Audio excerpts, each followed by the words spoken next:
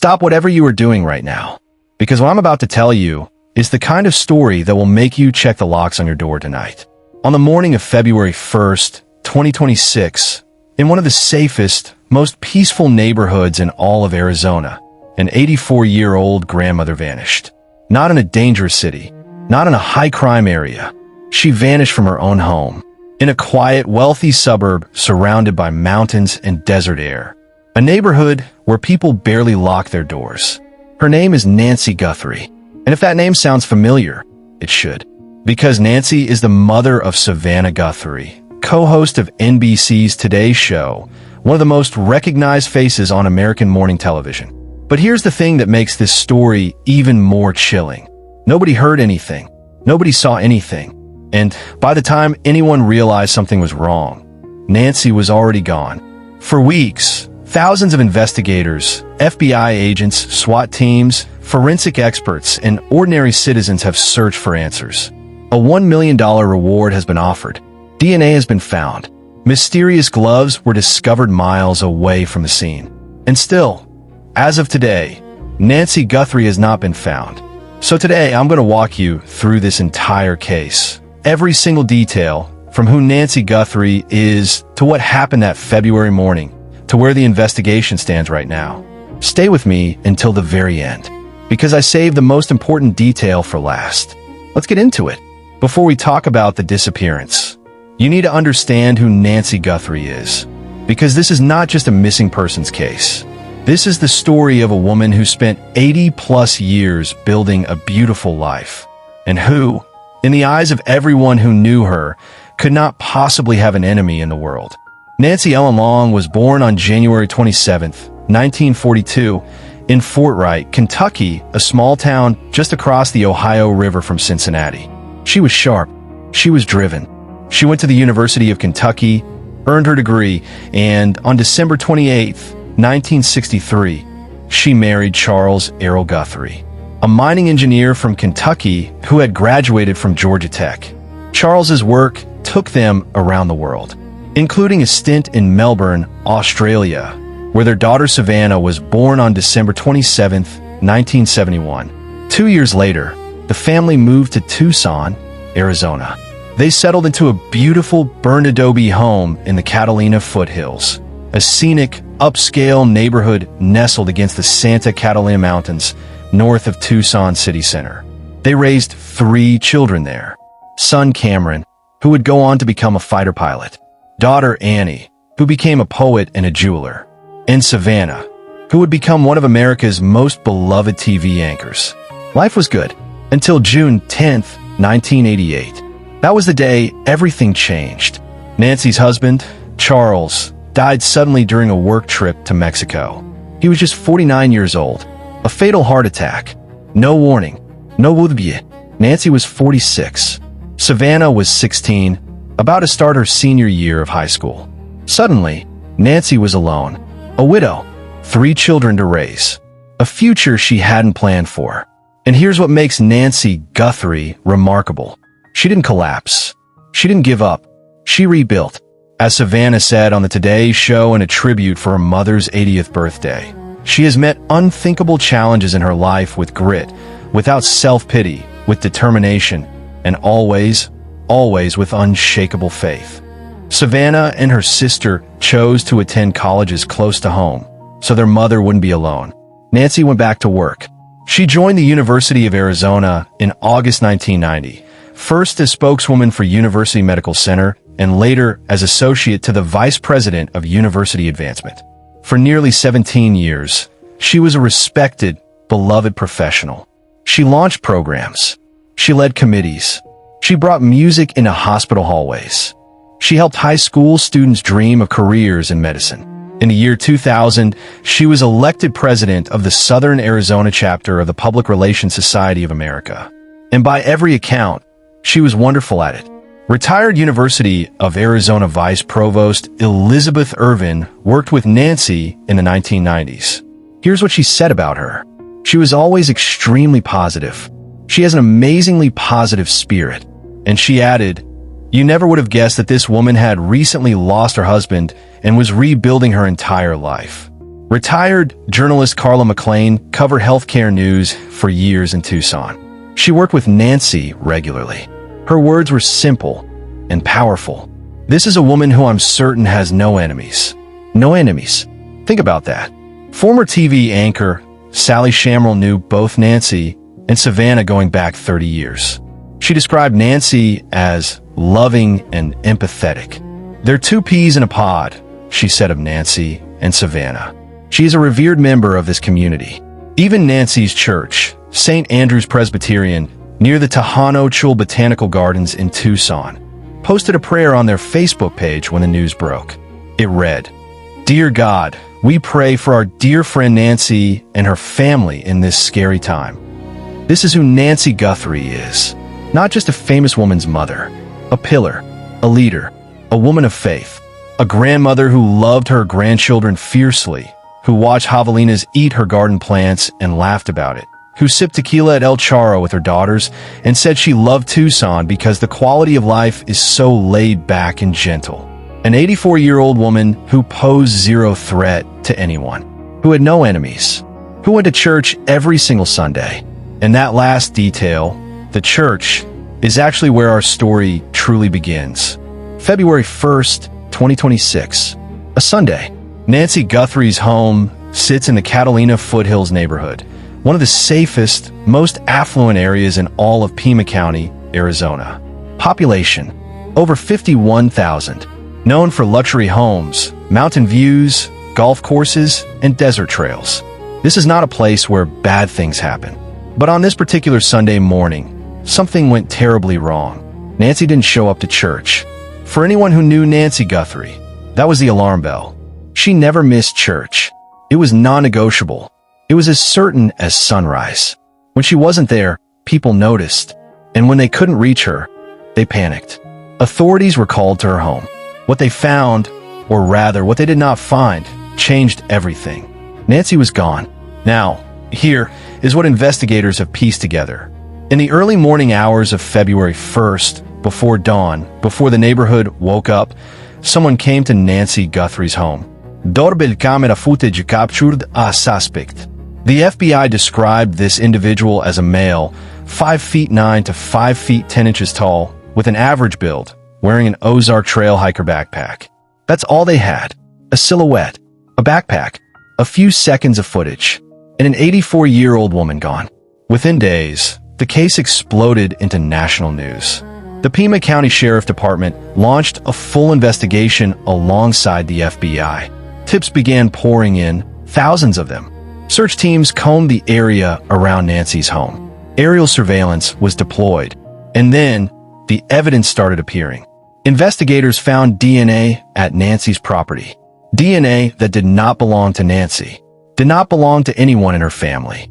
Did not belong to anyone close to her. Whose DNA was it? At the time of this recording, they still don't know. But it gets more complicated. Several gloves were recovered near the scene, and investigators found more gloves spread across a wide area. The furthest one discovered nearly 10 miles from Nancy's home. 10 miles. That tells you something. This was not random. This was not impulsive. Whoever took Nancy Guthrie, they planned it. They came prepared. They knew what they were doing. And they left a trail, whether intentionally or not, that stretched for miles across the Arizona desert. By February 13th, nearly 2 weeks after the disappearance, the investigation entered a dramatic new phase.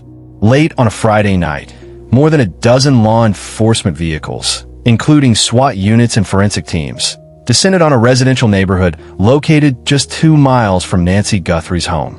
Roads were blocked. Neighbors watched from their windows. Helicopters hovered overhead. For nearly 4 hours, law enforcement conducted operations at the site. Then, almost as quietly as they arrived, they left. The roads reopened. The vehicles dispersed. And the Pima County Sheriff's Department issued a short, carefully worded statement. Because this is a joint investigation, at the request of the FBI, no additional information is currently available. That's it. No arrests announced. No suspect named. No Nancy found. But the same night, just a short drive away, something else was happening. The FBI and sheriff's deputies converged on a second location near a local Culver's restaurant. They were photographing and processing a gray Range Rover in the parking lot. They examined the interior. They photographed the trunk. Then they towed it away. Was this vehicle connected to Nancy's disappearance? Authorities would not say. Around the same time, a California man was arrested in what investigators described as an imposter ransom scheme, someone who had tried to exploit the case by demanding ransom money, pretending to have information about Nancy's whereabouts. Let me say that again. Someone saw this family's pain and tried to profit from it. That person was arrested, but it also revealed something important. A ransom note had been sent to the family. A deadline had been issued. A deadline that came and went. And still, no Nancy. In the meantime, the Pima County Sheriff stood before cameras and said the words that broke everyone's heart. Nancy is still out there. The FBI released a timeline of key events. They set up a $50,000 reward for information. Search teams expanded their radius, and DNA from the gloves was rushed to labs for analysis. Then came another update and another setback. Initial DNA testing of the gloves came back without a match to any known suspect. But investigators weren't giving up. They announced they had access to genealogical DNA tools, the same kind used to crack cold cases that had gone unsolved for decades. The technology that helped identify the Golden State Killer. That search was ongoing. And then, in the third week of the investigation, authorities made a significant announcement. The family had been cleared. All family members were eliminated as suspects. The investigation was focused entirely on an unknown outside party. Through all of this, Savannah Guthrie continued going to work. Every morning, she sat in that Today Show anchor chair with a smile on her face and delivered the news to millions of Americans. And every single one of those days, her mother was missing. I want you to think about that for a moment. The strength that requires. The faith that demands. On February 24th, more than 3 weeks after her mother vanished, Savannah posted an emotional video to Instagram. She and her siblings, Cameron and Annie, appeared together in the video, speaking directly to their mother, and directly to whoever took her. Savannah's words were a plea, not a demand, not a threat. A plea from a daughter who is running out of hope but refuses to let go. She said, and I want to read this carefully because every word matters. Someone out there knows something and can bring her home. Somebody knows. And we are begging you, please come forward now. She also acknowledged what no child should ever have to acknowledge, that her mother may already be gone. She said they are blowing on the embers of hope. Think about that phrase, blowing on the embers, when the fire is almost out, when you're down to the last tiny glow of warmth. And you cup your hands around it, and you blow gently, desperately, because you cannot bear to watch it go dark. That is where Savannah Guthrie is. The family also announced a $1 million reward. $1 million for information leading to the recovery of Nancy Guthrie. This can be combined with the FBI's existing $50,000 reward, making the total potential payout over $1 million for the right tip. And alongside the reward, in a breathtaking act of generosity, even in the middle of their own crisis, the Guthrie family announced a $500,000 donation to the National Center for Missing and Exploited Children, because they know they are not alone in this pain. Because thousands of families across America, families without cameras, without networks, without famous names, are going through the exact same nightmare. And this family chose to honor that. This case has sparked a deeply important and often uncomfortable national conversation. A user on social media shared something that deserves to be heard. She wrote, "I absolutely feel horrible for Nancy Guthrie's loved ones. But I have a sister who's been missing since April 9th, 2024. We've only been given vague and disjointed details of the law enforcement's alleged ongoing investigation. We are a brown family and come from limited resources. She has an abusive ex." She went on to say she was, quote, "a bit disheartened by the immediate mass media coverage and wondered if her sister's case would ever get even 5% of the resources and attention that the Guthrie case has received." She ended with this question: "Am I selfish for feeling this way?" No, she is not selfish. She is human. and she's pointing to a real, documented pattern in how missing persons cases are covered and investigated in America. Cases involving wealthy individuals or those with famous family members consistently receive more media coverage, more federal resources, and faster law enforcement response times. Meanwhile, hundreds of thousands of other missing persons cases involving people who are poor, who are brown, who are marginalized, receive little to no national attention. This is not an accusation against any individual investigator or journalist. It is a structural reality, and it deserves to be named. Nancy Guthrie deserves to be found.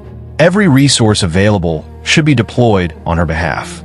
And at the same time, so does every other missing person whose name you've never heard, whose face has never appeared on a national broadcast, whose family is doing exactly what Savannah Guthrie is doing, begging, searching, hoping, in silence. If you're watching this and you have a missing loved one, or you know of a missing person case that isn't getting attention, I encourage you to report it to the National Center for Missing and Exploited Children at 1-800-THELOST. Every single life matters. As of late February 2026, here is where the Nancy Guthrie investigation stands. Nancy has been missing for approximately 4 weeks. The FBI and Pima County Sheriff's Department are actively investigating. DNA evidence has been collected from the scene, and genealogical analysis tools are being used to try to identify the suspect. The suspect seen in doorbell footage remains unidentified, described as a male, approximately 5 feet 9 inches to 5 feet 10 inches, average build, wearing an Ozark Trail hiker backpack. All family members have been cleared as suspects. A gray Range Rover was recovered and processed by investigators. Its connection to the case is still unclear. Multiple operations have been conducted near Nancy's home, including a SWAT operation involving more than a dozen law enforcement vehicles. Thousands of tips have been received by investigators. A $1 million family reward, combined with the FBI's reward, is available for verified information leading to Nancy's recovery. The Guthrie family continues to appeal publicly for help. And Nancy Guthrie, a woman of faith, a beloved mother and grandmother, a community leader, a woman with no enemies, remains missing. Nancy Guthrie is 84 years old. She is somebody's mother, somebody's grandmother, a woman who survived heartbreak before and came back stronger every single time. She deserves to come home. If you're watching this from Arizona or anywhere and you have any information about her disappearance, please contact the Pima County Sheriff's Department or the FBI immediately. The reward is real, the need is urgent, and every single tip matters. Now, I want to ask you something before you go. This story is important, and it needs to be heard. If this video opened your eyes, if it made you think, if it moved you in any way, please do one small thing. Hit that like button right now. It takes 1 second, and it helps this video reach more people who need to hear it. Subscribe to this channel, because we cover stories that matter, stories that the world needs to pay attention to, and we do it with honesty and depth. And leave a comment below. Tell me, what do you think happened to Nancy Guthrie? Do you think she will be found? And do you agree that all missing persons deserve the same level of media attention and resources? I read every comment. Let's talk about it. Thank you for watching until the end. You are exactly the kind of audience this channel is built for. Stay safe, stay aware, and never take a single ordinary Sunday morning for granted.